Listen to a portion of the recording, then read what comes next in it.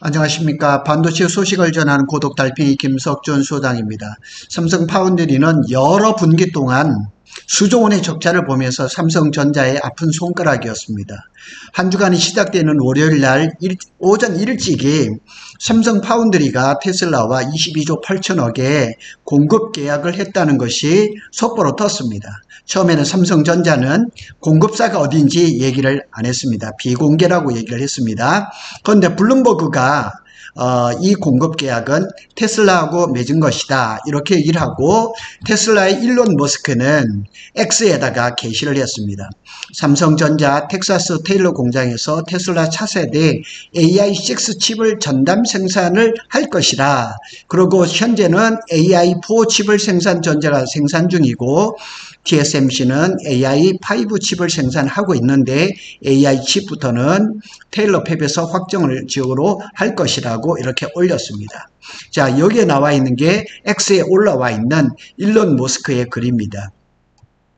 삼성전자도 이어서 바로 전자 공시를 했습니다. 28일 날. 그래서 총 22조 7,648억 원 규모의 반도체 위탁 생산 계약을 체결했다 했습니다. 그런데 잘 보시면 요 계약 상대방은 처음에는 비공개였어요. 그런데 이게 지금 블룸버그사 얘기를 다 했고, 계약 기간은 언제였냐면 7월 24일부터 2033년 12월 31일까지 대략 한 8년 조금 더 되는 거죠. 그래서 이 처음에는 테슬라로 추정된다 그랬지만 실제 이렇게 돼버렸습니다. 그리고 삼성전자의 그 전제 공시를 보면 이렇게 나와 있죠. 반도체 위탁 생산 공급 계약이다. 22조 7,647억입니다. 대단한 거죠. 그래서 반도체에서 사실은 하기는 삼성 파운드리가 지금까지 제대로 한 것은 없었죠. 그리고 여기 보면 공시 유보 관련상, 경영상 비밀 유지 이렇게 나왔지만은 역시 일론 머스크는 다릅니다. 그래서 확 까발려서 다 얘기를 했던 거죠. 그런데 속보가 하나 또 떴습니다. 이렇게 보면 머스크는 더 얘기를 하기를 삼성하고 계약 165억 달러는 최소액이다. 실제는 몇 배 더 될 것이라고 얘기를 했습니다. 그러니까 기대가 엄청나게 커진 거죠. 사실은 삼성전자하고 일론 머스크 테슬라하고는 FSD 완전 자율주행에 대해서 지금까지 협력이 잘 되고 있었습니다. 그래서 최근에는 테슬라가 TSMC로 넘어갔다 이렇게 걱정을 많이 했는데, AI5 칩에 대해서는 TSMC가 생산을 하지만 결국은 삼성전자로 돌아왔다는 거죠. 그래서 해성민 의의를 요약해 보면 삼성전자는 22조 8천억 규모의 테슬라 AI 칩 위탁 생산 계약을 수주를 했어요. AI6 칩은 텍사스 공장에서 전담할 예정입니다. 그래서 사실 이 공시가 처음에 딱 떴을 때 우리 삼성의 평택 캠퍼스에 좋은 일이 있을까 이렇게 생각을 했지만 사실 우리 여기 평택 캠퍼스하고 관계된 것은 아닙니다. 텍사스 테일러 팹입니다. 그래서 테일러 팹에서는 어떤 움직임이 있는지 미국에다 좀 연락을 넣어놨습니다. 그래서 한번 연락이 오면 또 그거를 또 한번 취재를 해볼까 하는 생각입니다. 이게 텍사스 테일러 팹입니다.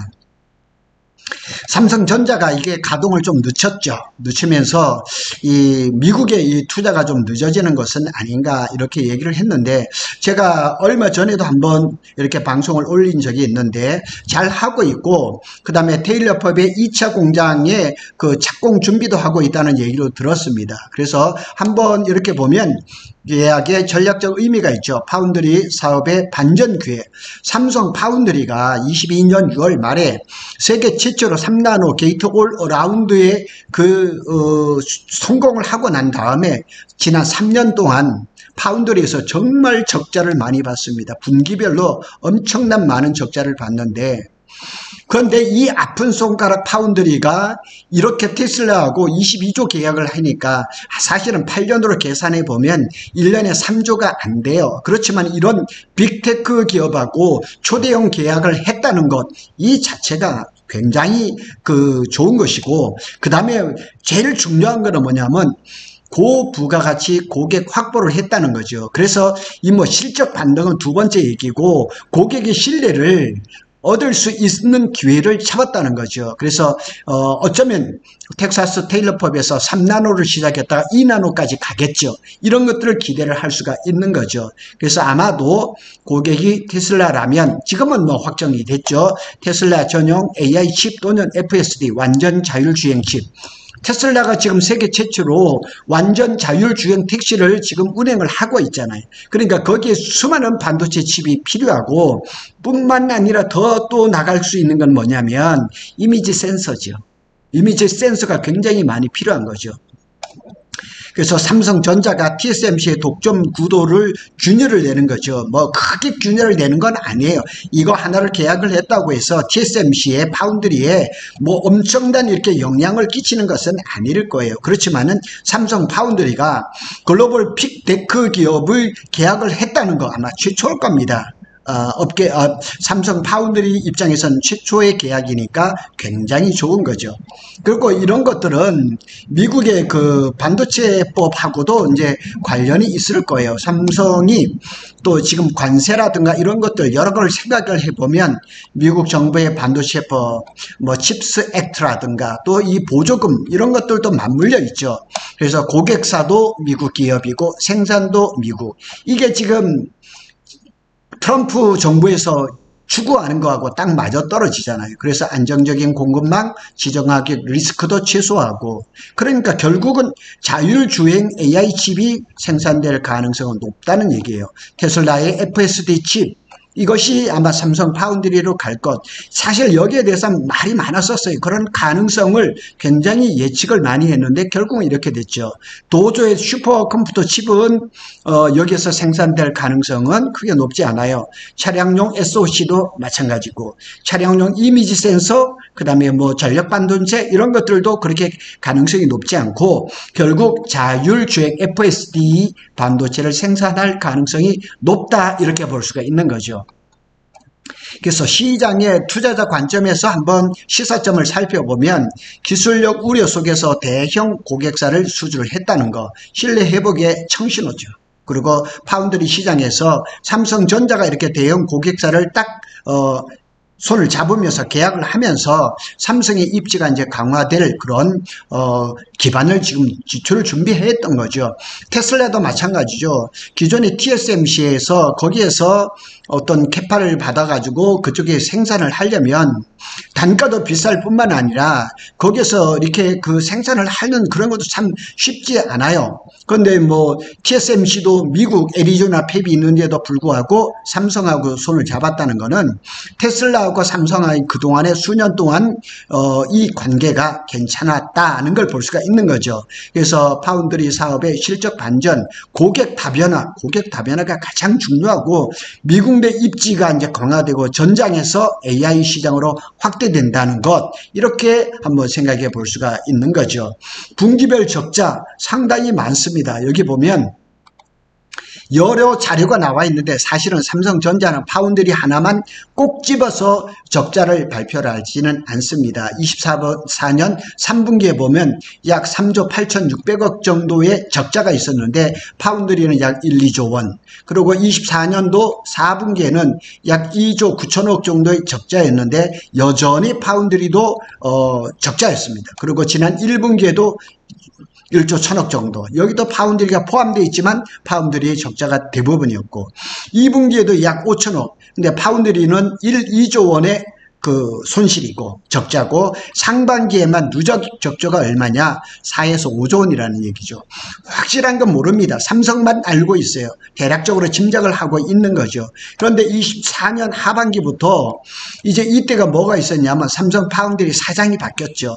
그래서 미주 총괄이었던 한진만 사장이 파운드리 사장으로 오면서 중국의 이제 레거시 그 파운드리라든가 또 미국이라든가 이렇게 공을 많이 들였어요. 그래서 사실은 한진만 사장에 대한 기대가 많았었어요. 제가 여러 번 얘기를 했었어요. 그런데 테슬라하고 이렇게 대형 계약을 체결을 하면서 삼성 파운드리가 이렇게 살아날 수 있는 희망을 갖게 됐던 거죠.